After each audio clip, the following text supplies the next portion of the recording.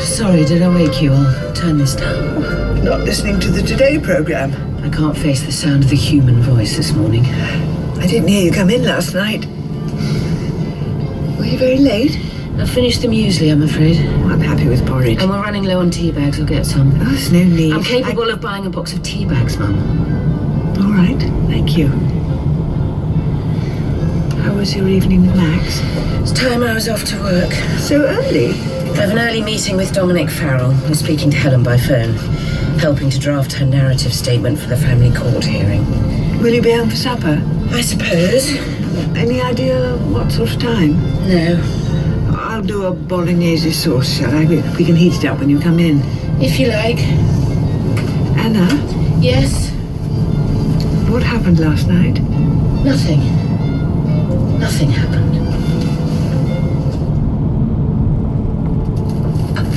That policeman was in the shop just now. Oh, yes? I heard him talking to Susan Carter about the problems they're having with the cricket. He's particularly worried about some match they have coming up. Darrington is having quite a moan about those goose boys. One of them's off with his family, apparently, something about a sick father, and the other claims to have a groin strain. I'm never quite sure what a groin strain is.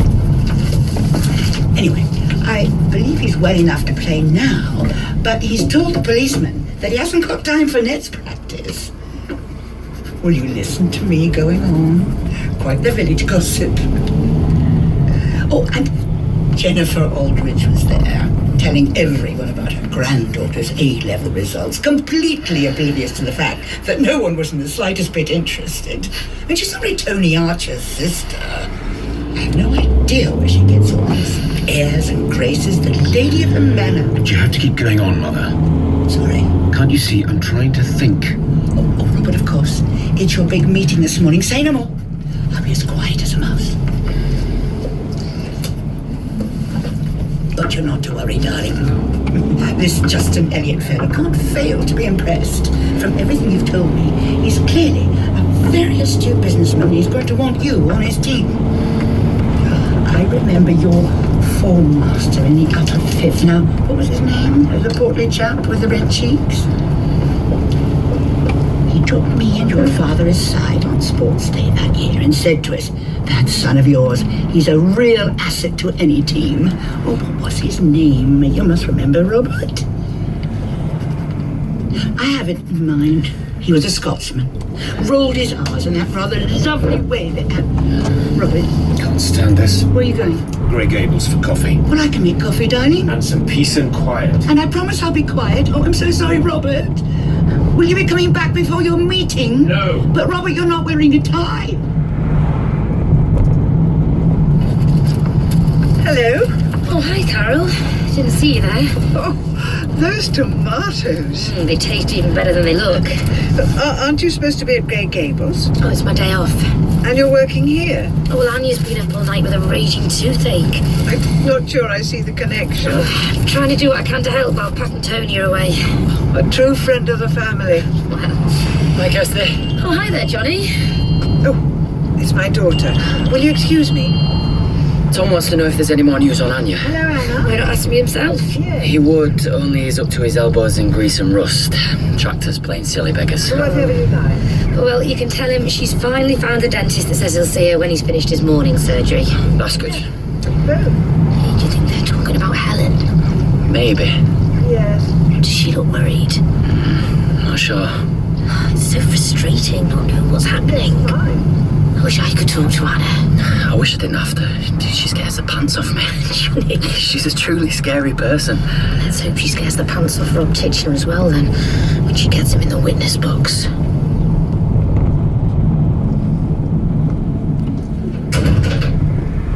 Robert? How did your meeting go? Fine. Only fine?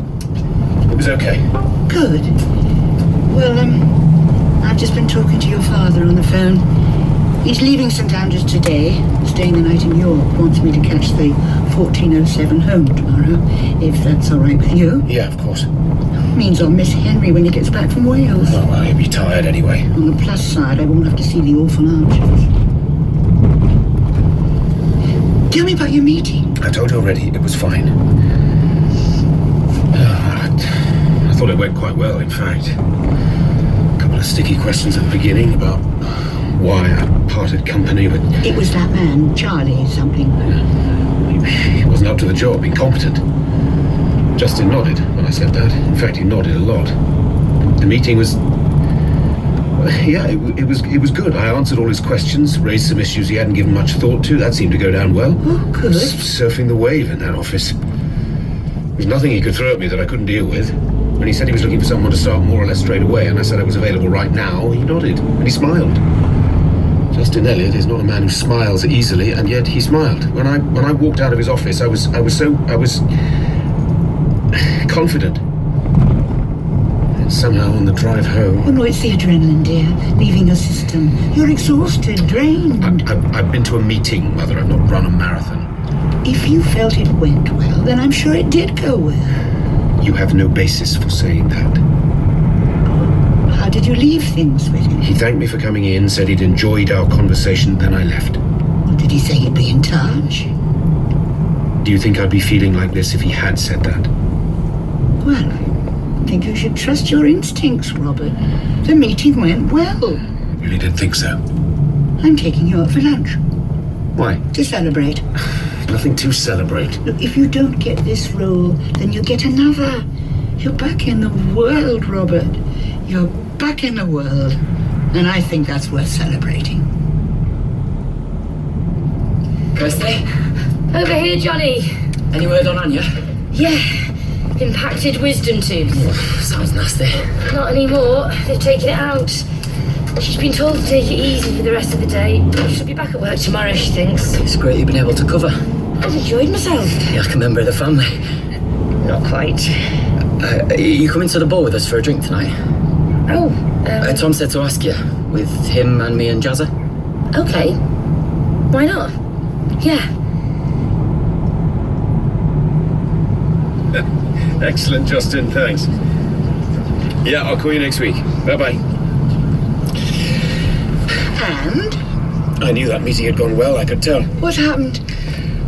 When we were talking about Charlie Thomas, and I said the man had no imagination or flair, I wondered if I'd gone a bit far. He was Justin's appointment, but just now on the phone, Justin told me he thought I was spot on and that I'm a splendid judge of character. I've always said that very thing. Yeah, he said he had the greatest respect for Charlie, that the man was a good, safe pair of hands, but he's looking for more than that. He wants a different class of man, someone who can captain his ship through rough waters and into the future. It's been reported the M62 westbound is partly blocked. Yeah, he used those very words. Your words. And then he asked, Yes? would I... I say. Yeah, you were right. I should have trusted my instincts. Thanks for believing in me. I always believe in you. Yes, you do. Thank you. Oh, by the way, how much is he offering? Oh, we didn't talk money. It's far too early for that. Sorry, my mistake.